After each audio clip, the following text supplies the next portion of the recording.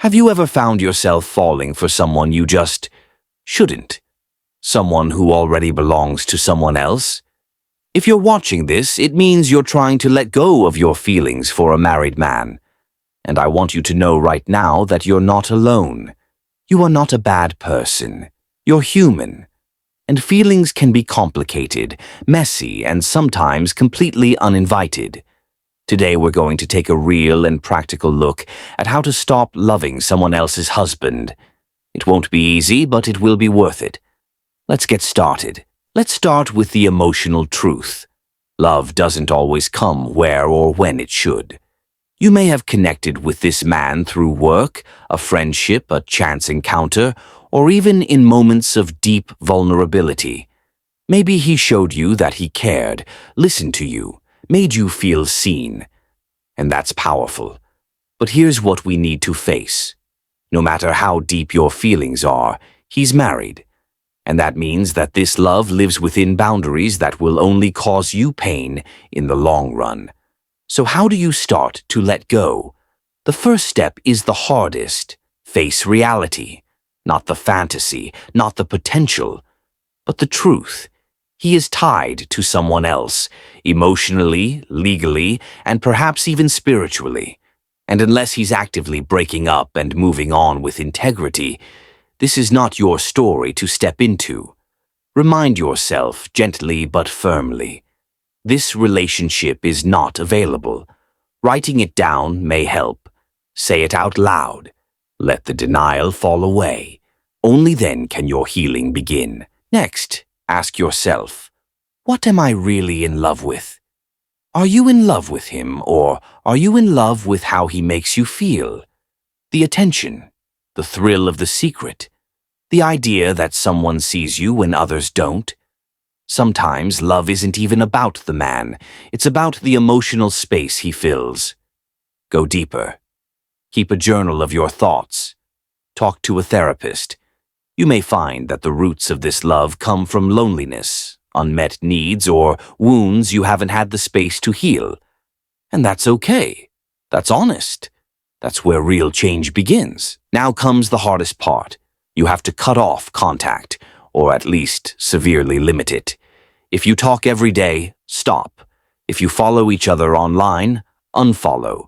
If you work together, create emotional and professional distance. This will hurt, but staying close will hurt more, for longer. You can't heal in the same environment that made you sick. Think of it like a wound. You wouldn't keep touching it and expect it to heal. Distance isn't punishment. It's protection. You deserve space to heal, and he's not the one who can give it to you. You might say to yourself, but his marriage is unhappy, or we have a real connection, or maybe we'll be together one day.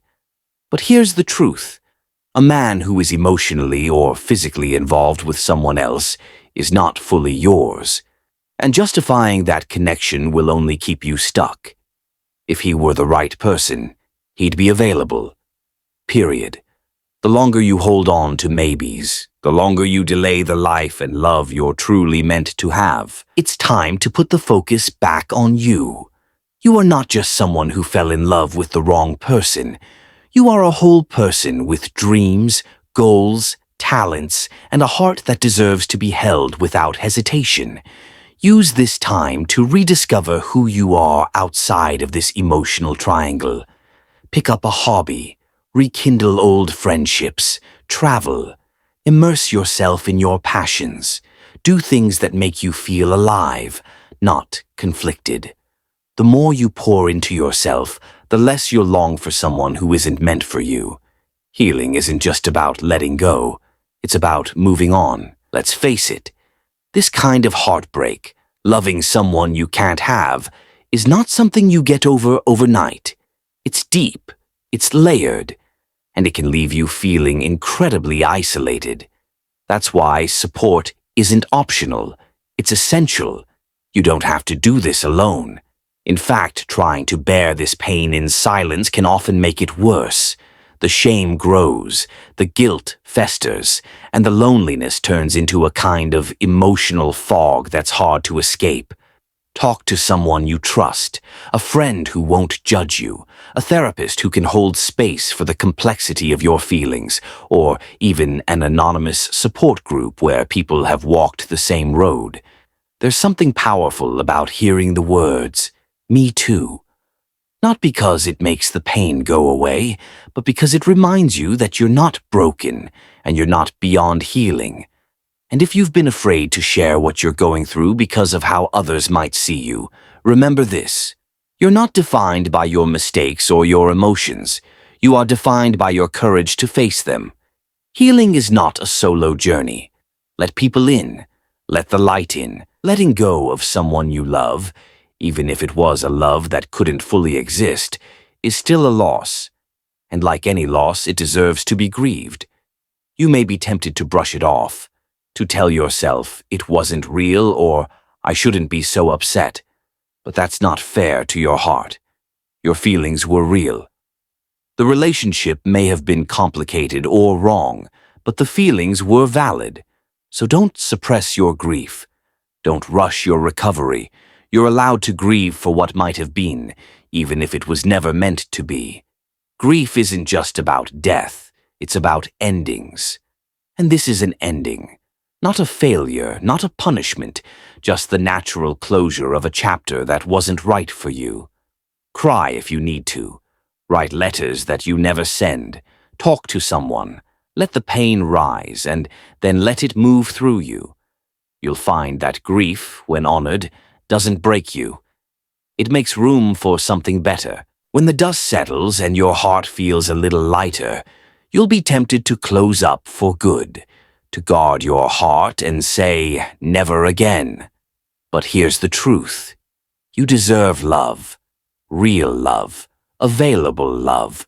The kind that doesn't come with secrets or guilt or lines you can't cross. The kind that meets you in the light of day, not in stolen moments.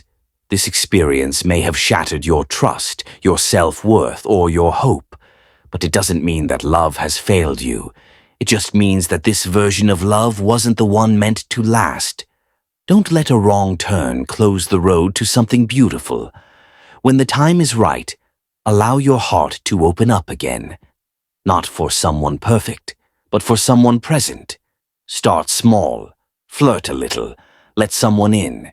Build something new, piece by piece, with honesty, openness, and clarity. Because you are not broken. You are becoming.